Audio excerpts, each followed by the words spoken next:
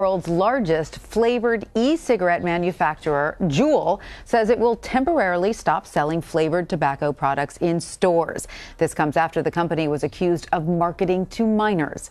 CBS News correspondent Anna Werner has been following the decision, and she joins us now. Hi, Anna. Great to see you. So what more can you tell us about this decision? This is a temporary ban, or will the FDA move to make it permanent? Well, so what Juul has basically come out this afternoon and said is, Juul has 75% or more of the market share in the e-cigarette market. They are the gorilla in the room.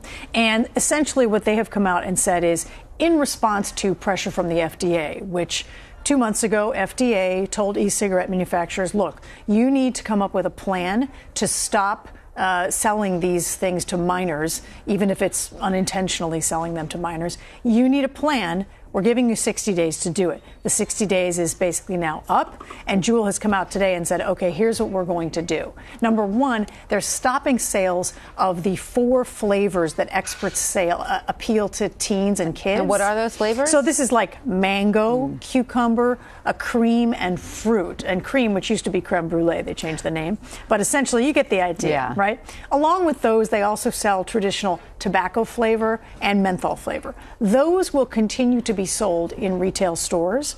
But what they've done is they've now said they are stopping sales of those 4 flavors that experts say appeal to kids in 90,000 retail outlets. But not permanently, not permanently. So the way it's working is they're stopping them for now. They've stopped taking orders, and they're not allowing sales in any retail stores, including vape shops.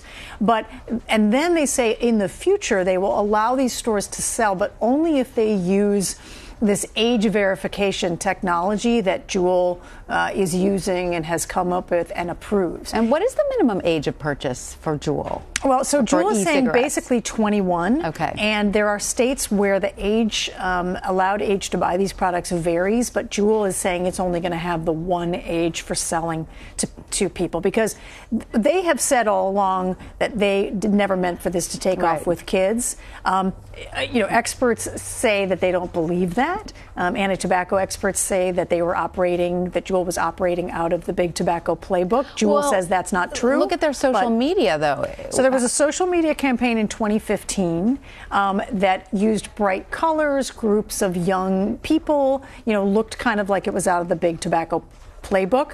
Juul says that campaign was a mistake. And it's done. That was, when they started up as a company, that they're done with that's not what they're doing now, and that they never really intended for that to do. You can believe whoever you choose to believe. They say it wasn't their intention. Some of the experts on the anti-tobacco side are very skeptical of that. They don't believe it. Are they being more careful with their advertising now? So what they're doing now is, if you go to their online, what you'll see is they feature adults who are switching from smoking. And that is what the company says that, it always has been aiming for as its market. The question is, how much market share do they lose by stopping the sales, even temporarily, of these flavored products? Now, there's 2 other things that they're doing. They've also shutting down their social media accounts, because they were criticized a lot for social media in terms of, kids picking up on doing it. Do it for Juul was a hashtag on Twitter for a while, and probably still out there. What the experts would tell you about that is, too little too late.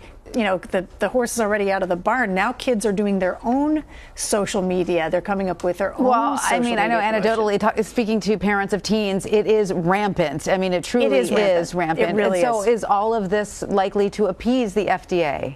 Well, so that's the question. We have not heard from the FDA. The FDA has said, we reported last week that the FDA is going to crack down on sales, banning sales of flavored products in convenience stores and gas stations. Those 2 locations, because they found, when they did some secret shopping, that there were violations in those places, and they even fined some of those outlets. But for now, Juul is even going beyond what the FDA is saying, what we're hearing that FDA is going to do. So we expect to hear from the FDA shortly, sometime this week, we anticipate, potentially.